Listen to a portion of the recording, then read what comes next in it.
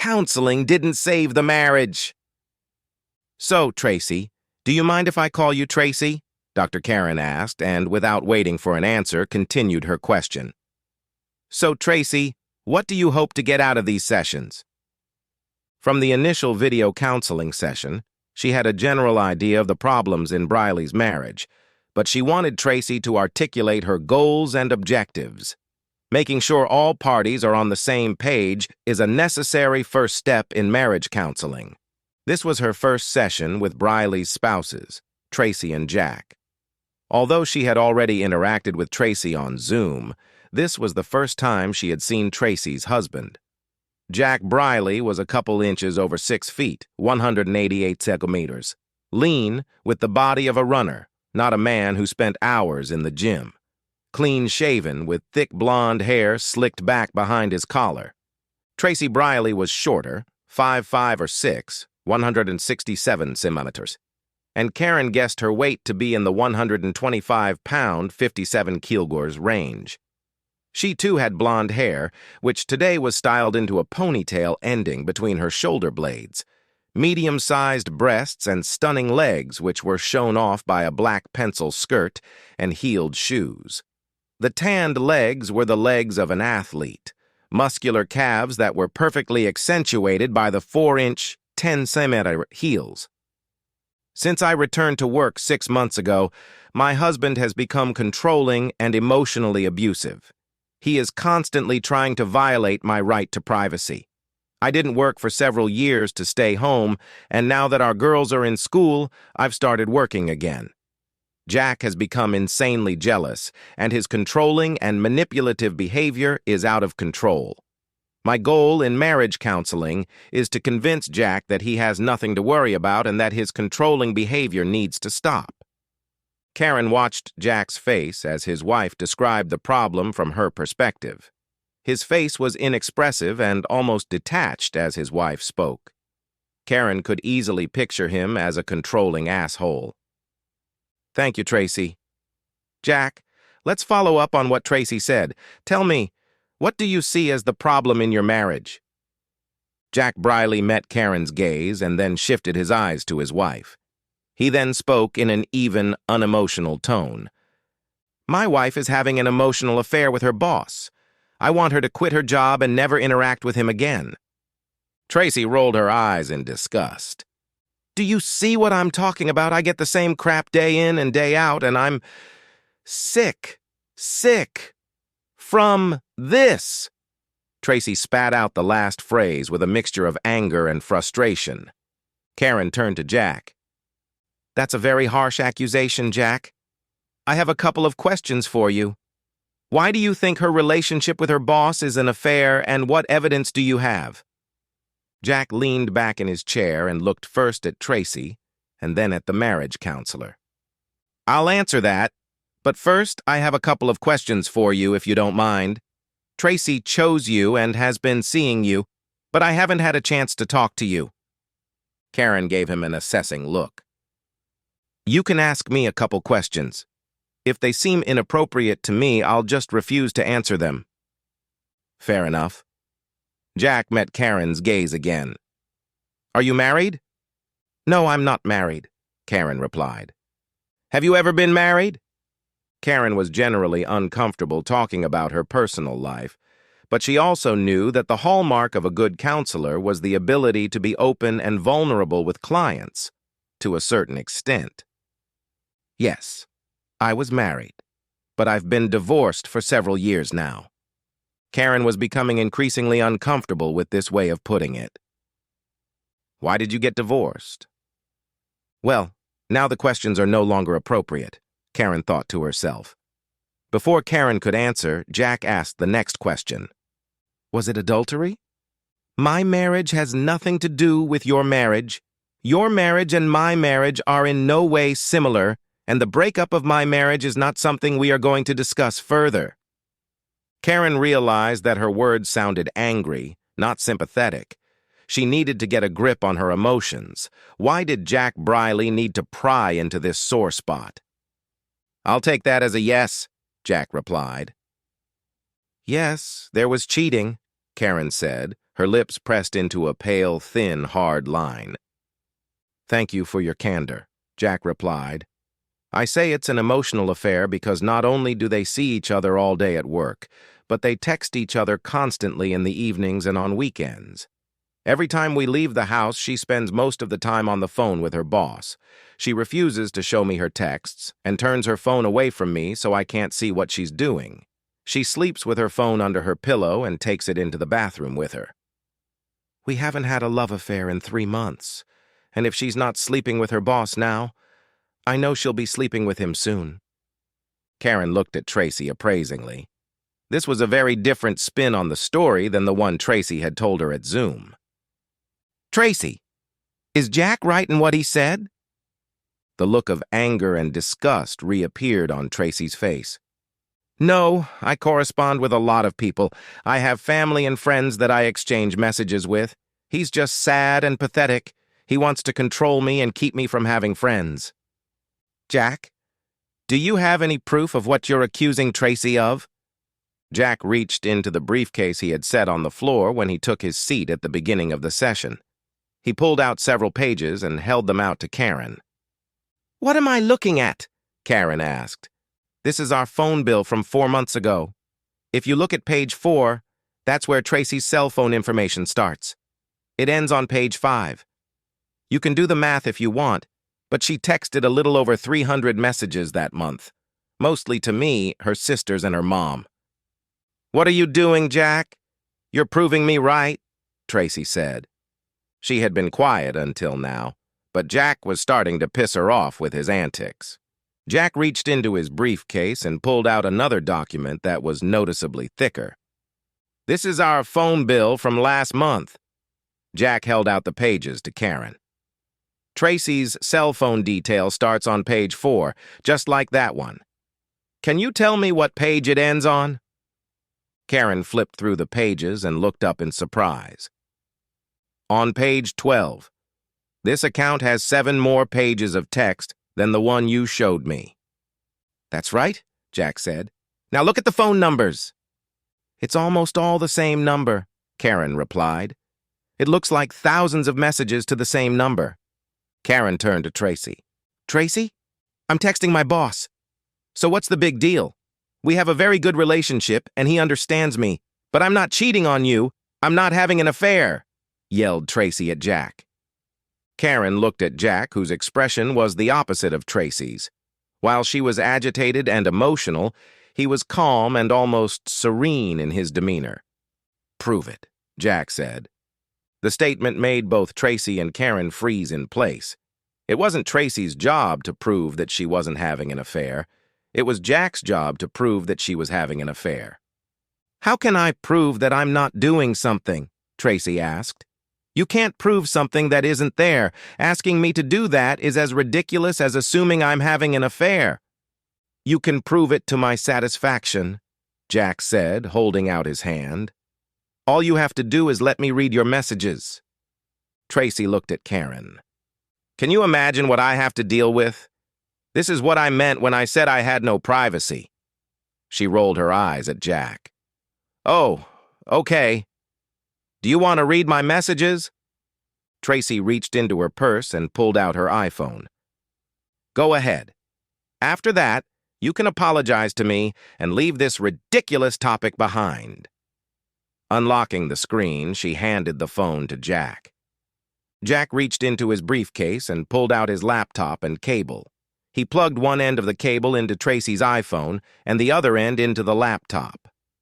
Then he opened the laptop. "What are you doing?" Tracy asked. There was a look of panic on her face. "I bought an iPhone recovery program. It will restore all the deleted texts, photos, and videos." Jack pressed a couple buttons on his laptop and looked at the screen. "No!" Tracy screamed and rushed to her phone, snatching it from Jack. She ripped the phone out of his hands and with it the synchronization cable. Karen was startled by Tracy's sudden reaction. Jack seemed to have expected it. "I'm not going to let you violate my privacy," Tracy shouted. "Tracy," Karen said softly, "this isn't good for you. It gives the impression that you're hiding something. I have a right to a private life. She looked at Jack. I'm your wife. You have to trust me. Karen looked at Jack. She's right about that. If you don't trust her, you don't have a marriage. Everyone deserves their own personal space. Jack shifted his gaze from Karen to Tracy and then back to Karen. Do you know the difference between privacy and secrecy? I don't know, Jack. Why don't you explain it to us?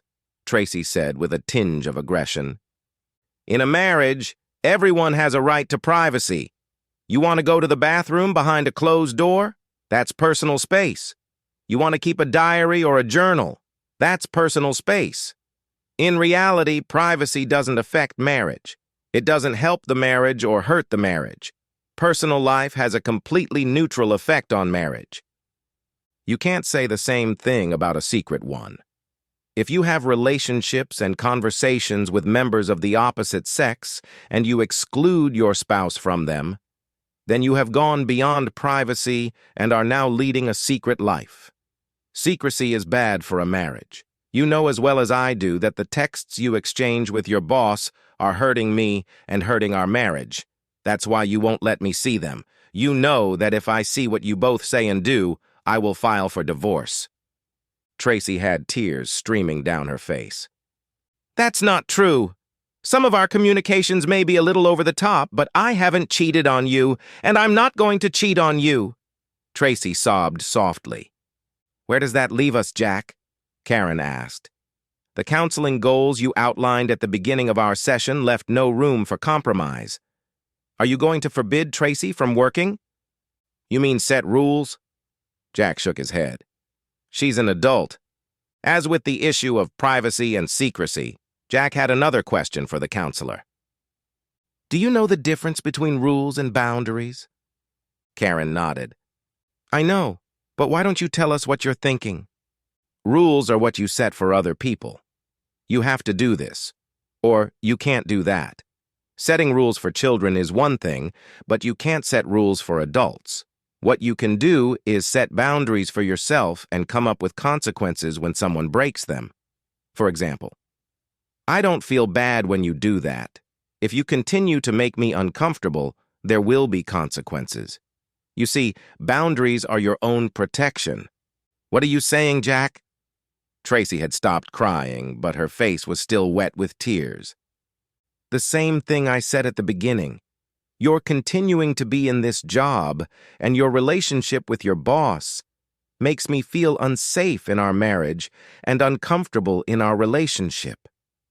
If you continue to make me feel unsafe and uncomfortable, there will be consequences.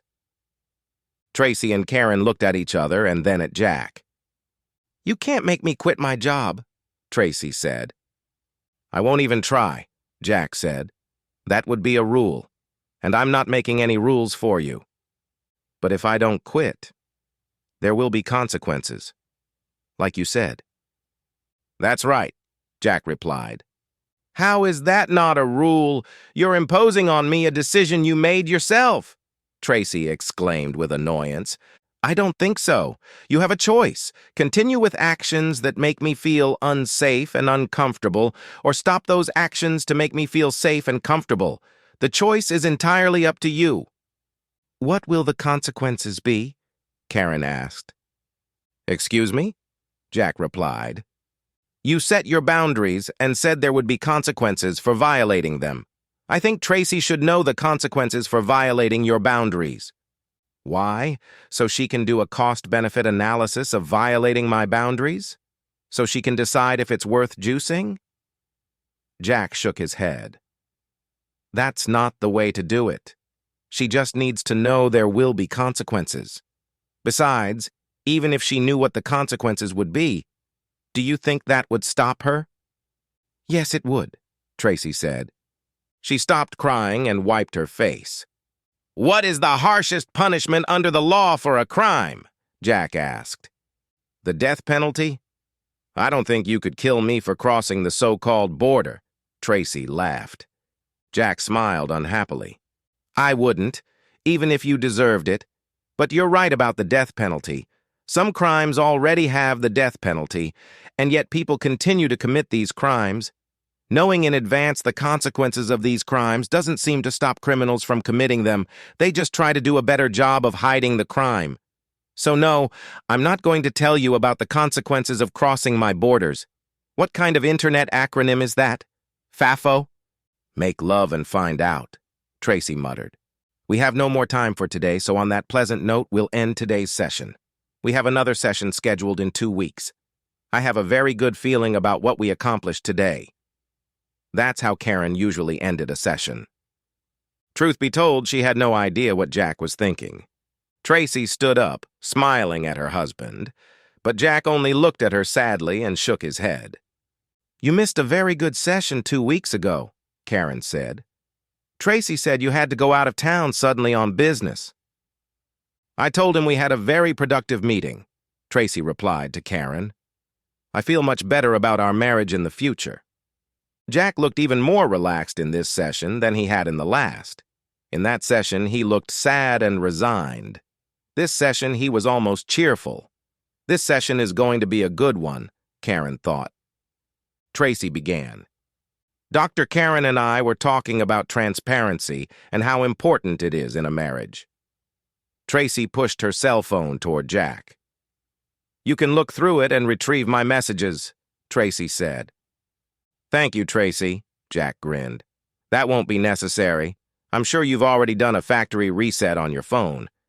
You definitely look much happier than you did in our last session, Karen said. The way the session ended made me worry about you a lot. Jekyid brushed off her concerns. I'm in a much better state of mind now than I was then. He's been much calmer and happier since he came home from his business trip out of town, Tracy said. I think the trip did him good. Me too, Tracy said happily. You both look much happier today. I don't think either of you were smiling during our last session together, Karen said. She has a beautiful smile, doesn't she? Jack asked. Her smile just lights up the room. Karen nodded at Tracy's happily smiling face. Her dazzling smile confirmed Jack's compliment. I always like to make her smile. I must have 1,000 pictures of a smiling Tracy on my phone. Let me show you my favorite picture. It's Tracy's happiest smile. Jack pulled out his phone and held it up to their eyes so they could see the picture. It was a picture of a smiling Tracy. She looked radiant. Her shining eyes expressed the joy she had for life, and her laughing eyes made it clear that this was a person completely content with her life.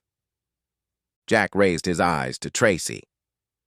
Do you remember this picture, honey? You look so happy in that picture. I don't remember exactly where it was taken, Tracy replied, making a pinching gesture with her thumb and forefinger. Can you make it smaller? You bet, Jack replied. Still holding his phone so that it was facing Tracy and Karen, Jack slowly made a pinch gesture on the screen. As Karen and Tracy watched, Tracy's picture began to shrink and the background began to take shape. As Tracy became smaller, it became apparent that she was a few feet in front of the door. As Tracy continued to get smaller, a hand appeared, resting on the doorknob. As Tracy continued to shrink, a full image of the person behind her was formed. Baby, let me explain, Tracy said. Her sobs soon turned to hyperventilation as she began to realize what she was seeing. Jack paid no attention to her as he continued to squeeze the screen of his phone. Apparently, it was Tracy leaving the motel room with a man. Tracy groaned. Her boss? Karen asked sadly.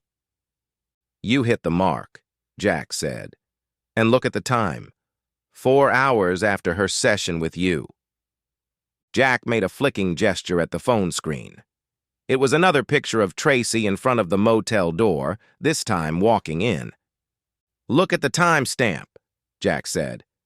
Less than an hour after your session with her ended, she's in a motel room with the man she said she would never cheat on me with. Nice work, marriage counseling. I don't think you get credit for saving your marriage. Tracy groaned even louder upon hearing that. I'm so sorry, baby. We can fix this. It doesn't mean anything. I'll quit my job. We can work on saving our marriage. Jack smiled and shook his head. Those consequences you wanted to know about? Guess what they are? I'm going to divorce you. That goes without saying. I don't want you to quit your job anymore. You need an income. Jack handed Tracy a business card. This is the contact information for my lawyers. You need to find yourself a lawyer and give him my boyfriend's information. Before I came here, I packed up all your things and took them to your parents' house. They aren't thrilled with you, but agreed that you could stay with them. The house belonged to me before the wedding, so it won't be part of the agreement. And I don't want you living there. After today, I never want to see you again. As Jack stood up and walked toward the door, Tracy went into a complete stupor. Karen looked like she was in shock. Are you going to do anything about your wife? Jack shook his head. You mean my soon-to-be ex-wife? No, that's your problem. You had your chance to hold her accountable, but you didn't take it. You made such a strong impression on her at the last session that when she broke up with you, she immediately went and cheated on me. By the way, I found out that when you said your marriage broke up because of infidelity, it was actually your infidelity, not your husband's. The reason I brought this up is because I think marriage counseling is not a good fit for you. Jack stood up and walked toward the exit of the office. He looked over at Tracy. She was sitting on the floor with her arms wrapped around herself and rocking back and forth, repeating, "I'm sorry, I'm sorry, I'm sorry."